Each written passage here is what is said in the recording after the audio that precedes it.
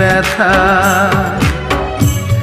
আমার জীবন জুড়ে এখন শুধুই যে আধার,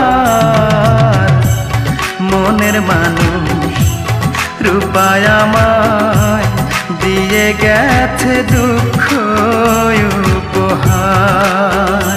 হায় রে আমার মতো কপাল পোড়া একটা মানুষ হয় না যেন।